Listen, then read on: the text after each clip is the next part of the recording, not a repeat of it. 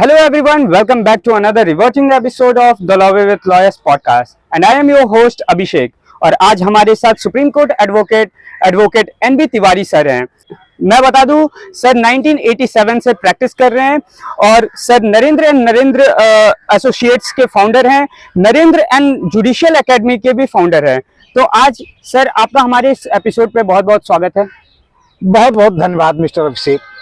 आज इस कम उम्र में जिस तरीके से आपका पहला इंटरव्यू मेरे साथ हो रहा है, मैं बहुत बहुत धन्यवाद करना चाहता हूं और आग्रह करना चाहता हूं कि क्या जानकारी मुझसे आपको चाहिए, कृपया बताएं। सर मैं चाहता हूं कि आप हमारे व्यूवर्स को अपने इस लॉ की जर्नी के बारे में बताएं।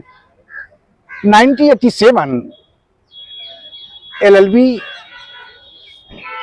कंप्लीट करने के बाद तहसील, डिस्ट्रिक्ट, हाई कोर्ट और उसके बाद आज मैं सुप्रीम कोर्ट के प्रांगण में जो खड़ा हूं, मुझे एक आश्चर्य जर्नी लगती है। और अभिषेक, जिस तरीके से आपने मुझसे कहा है कि जर्नी के विषय में बताएं, मैं कहता हूं struggle is the key of success.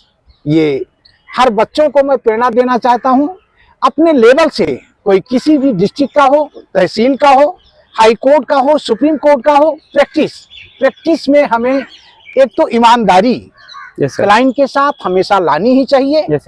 जहां तक कोशिश करना है मुझे, जुडिशरी में मैं जब जाता हूं तो सो मेनी केसेस इस तरीके से हो जाते हैं कि उसे परस्यू करने के लिए हमें और हमारी टीम को एक पुरानी जो इंडिपेंडेंस डे, जिस तरीके से कॉन्स्टिट्यूशन अमेंडमेंट हो रहा है, इसको ध्यान में रखते हुए हमें पूरी कोशिश करनी भी है कि हम अपने जुडिशरी को किस तरीके से आगे सपोर्ट करें और न्याय हर व्यक्ति को पहुंचाने का कार्य करें। Yes sir.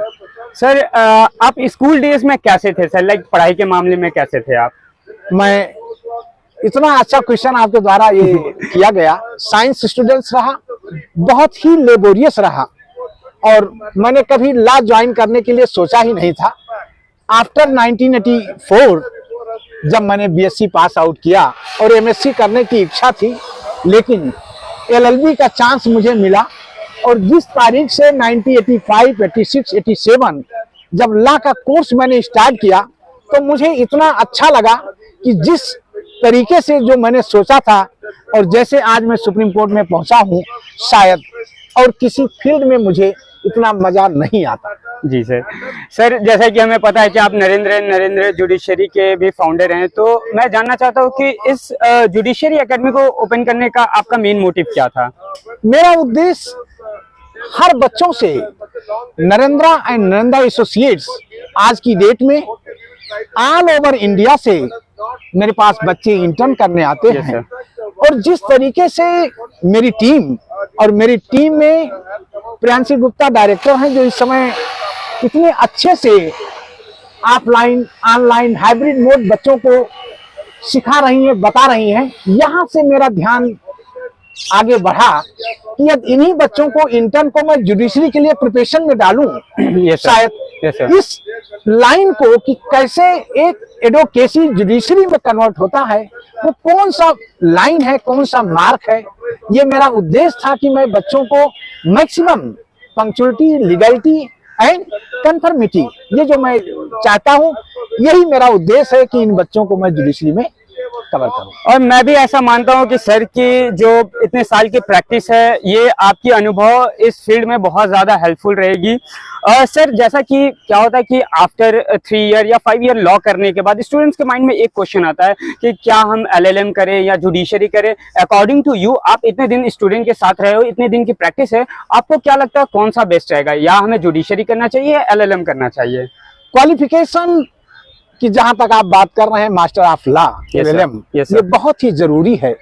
किसी भी चीज को समझना, जितनी गहराई तक आप जाते हैं, उतना अच्छा आपको फल मिलता है। Yes sir. जुडिशरी का प्रिपरेशन LLB के बाद हम कर लेते हैं, लेकिन कोशिश हमारी यही होनी चाहिए कि जिस तरीके से आज रिटायर्ड डॉक्टर DY चंद्रचूड़ और उनके पिताजी PhD, ये खुद doctor Chandrachud PhD Yes, sir. Harvard university से किया। Yes, sir. तो कहीं ना कहीं master of law, PhD of law ये जरूरी भी है, और ये बच्चे नहीं कर पाते हैं तो एलएलबी के बाद जुडिशरी में जाने का कोई दिक्कत नहीं है।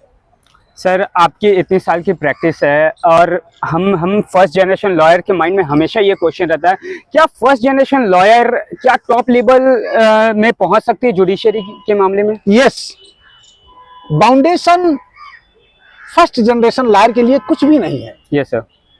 मैं किसी भी क्षेत्र में जब जाता हूँ, देखता हूँ, तो लोग कहते हैं कि नहीं नेपोटिज्म होना चाहिए, इनके फादर थे, इनके ये थे, लेकिन ऐसा मुझे कुछ नहीं लगता है। मैं कहता हूँ practice from beginning to last moment. आप देखें बड़े एडवोकेट जो नारीमन, राम जेठमलानी, यस सर, और करंट में मिस्टर पारिक सर, आज की डेट में जिनकी प्रैक्टिस 60 ईयर है। Yes sir. मैं इतना खुश होता हूँ इस प्रांगण में, और मुझे बहुत खुशी होती है जब मैंने डॉक्टर डीवाई चंद्रचूड़ के सामने जब आर्गुमेंट किया था, मैटर एक महाराष्ट्र का था। Yes sir. Sharpness in the sense that means field, आपकी जो भी फील्ड हो उसमें आप कितने शार्प हैं, क्या sir. आपका माइंड है, क्या आपका एबिलिटी है। This is the main reason to reach the your goal in judiciary and other. Sir, जैसा कि हम दूसरे फील्ड में देखते हैं, दूसरे प्रोफेशन में देखते हैं कि वहाँ डिस्क्रिमिनेशन एक तरह से रहता है, या तो वो लेबल को डिस्क्रिमिनेशन हो या पोजीशन को लेकर के डिस्क्रिमिनेशन हो। क्या जुडिशरी में भी ऐसा कुछ डिस्क्रिमिनेशन होता है? No, I am not agree with this question. मैं कहता हूँ मार्क परसेंट ये अपने ऊपर डिपेंड करता है कि हमें कैसे अचीव करना है, और इसमें कहीं लिंकेज मैं नहीं कर पाता हूँ। That is crossing over linkage, जिसे हम कहते हैं कि कोई इससे क्रॉस नहीं होता है और ना इससे अलग हो सकता है।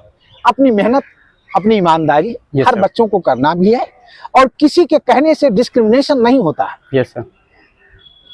और कुछ कहीं ऐसा होता है कि आपका जो पोजीशन है, आपकी जो एबिलिटी है, वो आपको डिस्क्रिमिनेशन से दूर ले जाती है, लाइक कि आपके साथ डिस्क्रिमिनेशन नहीं हो सकता अगर आप एबल है उस चीज को करने में। यस यस, बिल्कुल करेक्ट। यदि आपके अंदर क्वालिटी, क्वांटिटी और कॉन्फिडेंस, मैं इस प्रोफेशन में कॉन्फिडेंस को सबसे ज्यादा तवज्जो देता हूं और कहता हूं कि you must be stay with your confidence yes sir. And work hard. So कहीं ना कहीं मुझे लगता है कि हमें और आपको एक ईमानदारी से न्याय की तरफ बढ़ना है, और न्याय कहीं डिस्क्रिमिनेशन की परिभाषा नहीं देता है। Yes sir. सर, आप हमेशा लॉ स्टूडेंट्स के साथ है, लाइक आपके ऑफिस में इतने सारे इंटर्न्स रहते हैं, आपकी खुद की जुडिशरी है तो आप वहाँ भी स्टूडेंट्स से कनेक्टेड रहते हैं।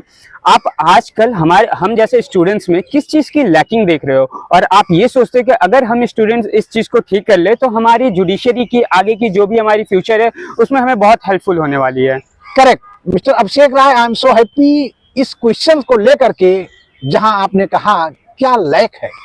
Number 1 punctuality. Yes sir. मैं देखता हूं हर जगह से बच्चे आते हैं इंटर्न करने, और यदि मैंने कोई टास्क दिया हुआ है कि morning 8 AM to submission 8 PM, yes sir, और 8 PM में कोई सबमिट नहीं करता, दैट मीन्स तो पंक्चुअलिटी वहां कम हो जाती है। Yes sir. और ये सबसे पहला वर्क है, पंक्चुअल बनना, हार्ड वर्क करना, और हर चीज के लिए हमें और आपको एक टाइम का फिक्सेशन करना बहुत जरूरी है, जो एक इस एडवोकेसी में नंबर 1 पहला काम होता है। Yes sir.